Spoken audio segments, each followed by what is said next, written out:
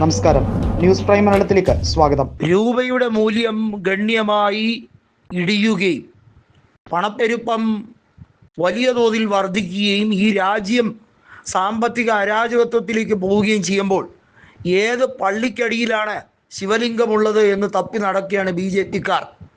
പുതിയ വിവാദമുണ്ടാക്കാൻ, പുതിയ വർഗീയ പരാമർശങ്ങൾ നടത്താൻ, അതുവഴി ഈ രാജ്യത്തെ വിഭജിക്കാൻ. ഡിവൈഡ് ആൻഡ് റൂൾ ഇന്നും ഇന്നലെയും തുടങ്ങിയതല്ല, ജനസംഘത്തിൻ്റെ അജണ്ടയായിരുന്നു. അത് ബി ജെ പി രൂപവൽക്കരിച്ചപ്പോൾ കൃത്യമായി ശ്യാമപ്രസാദ് മുഖർജി അടക്കമുള്ളവർ ലക്ഷ്യം വെച്ചു. പക്ഷേ അത് ഇത്രത്തോളം ശക്തമായി ആ വർഗീയ വിഭജനം നടത്തിക്കൊണ്ടിരിക്കുന്നത് നരേന്ദ്രമോദിയും അമിത്ഷായുമാണ്. അത് അവർക്ക് മാത്രമേ കഴിയൂ. അവരെ പോലെ ഇത്രയും ഈ രാജ്യത്ത് അരാജകത്വം സൃഷ്ടിക്കാൻ മറ്റാർക്കും കഴിഞ്ഞിട്ടില്ല എന്ന് ശിവസേന നേതാവ് ഉദ്ധവ് താക്കറെ വ്യക്തമാക്കിയിരിക്കുകയാണ്. മഹാരാഷ്ട്രയിൽ ഫട്നാവിസിൻ്റെ ദുർഭരണം മാത്രമല്ല, ഇന്ത്യ ഒട്ടാകെ നടക്കുന്ന സാമ്പത്തിക അരാജകത്വത്തിനെതിരെയുള്ള ഉദ്ധവ് താക്കറെയുടെ ശക്തമായ വാക്കുകളാണ്.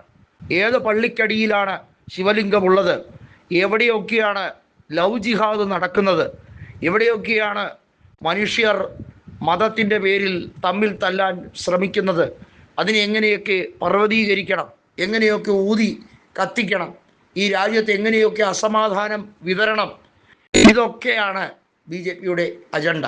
അതിനുവേണ്ടി ഏതറ്റം വരെ ഏത് മാറിയ കളികളും കളിക്കാൻ തയ്യാറായി നിൽക്കുന്നവർ, കുൽസിത പ്രവർത്തികൾ ചെയ്യുന്ന എം പിമാരെയും എം എൽ എമാരെയും സംരക്ഷിക്കാൻ, കോടതികളെ വരെ വിലക്കെടുക്കാൻ, കോടതി നടപടികളെ വരെ വലിയ തോതിൽ അതിനെ ബാധിക്കുന്ന വിധത്തിൽ കോടതിയെ വിരട്ടാനും വിലപേശാനും ശ്രമിക്കുന്ന, നിയമത്തെ പണം കൊടുത്ത് വാങ്ങിക്കാൻ ശ്രമിക്കുന്ന, നിയമസംഹിതകളെ മുഴുവൻ ചുരുട്ടിക്കൂട്ടി കാറ്റിൽ പറത്താൻ ശ്രമിക്കുന്ന രണ്ട് അഹംഭാവം നിറഞ്ഞവർ ഭരിക്കുമ്പോൾ ഈ നാട് എങ്ങനെയായിരിക്കും മുന്നോട്ട് പോവുക? ഒരിക്കലും ഇല്ലേയില്ല എന്ന് ഉറപ്പിക്കുകയാണ് ഉദ്ധവ് താക്കറെ. താൻ മരണം വരെയും ബി ജെ പി വിരുദ്ധനായി തന്നെ തുടരുമെന്ന ആഹ്വാനമാണ് ഉദ്ധവ് താക്കറെ നടത്തുന്നത്. ഉദ്ധവിൻ്റെ കാലിലെ മണ്ണൊലിച്ചു പോയി ഇനി എൻ ഡി എയോടൊപ്പം കൂടുന്നതല്ലാതെ മറ്റു രക്ഷയില്ല എന്ന് പറഞ്ഞ ദേവേന്ദ്ര ഫട്നാവിസിനോട് മറുപടി പറയുകയായിരുന്നു ഉദ്ധവ്.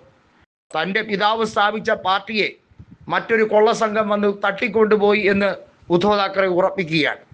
ആ പാർട്ടിയുടെ ജീവനും വെള്ളവും വളവും കൊടുത്ത് വളർത്തിയത് ബാൽ താക്കറെയാണ്. ബാൽ താക്കറെ ഇന്ന് ജീവിച്ചിരിപ്പുണ്ടായിരുന്നെങ്കിൽ സത്യത്തിൻ്റെ യാഥാർത്ഥ്യം കൃത്യമായി അദ്ദേഹം വിളിച്ചു പറഞ്ഞനെ. ബാൽ താക്കറെ മറാത്തികൾക്ക് വേണ്ടിയാണ് ശിവസേന തുടങ്ങിയത്, അല്ലാതെ വർഗീയ വിഭജനത്തിന് വേണ്ടിയുള്ള ശ്രമകരമായിട്ടുള്ള നീക്കമല്ലായിരുന്നു അദ്ദേഹത്തിന്.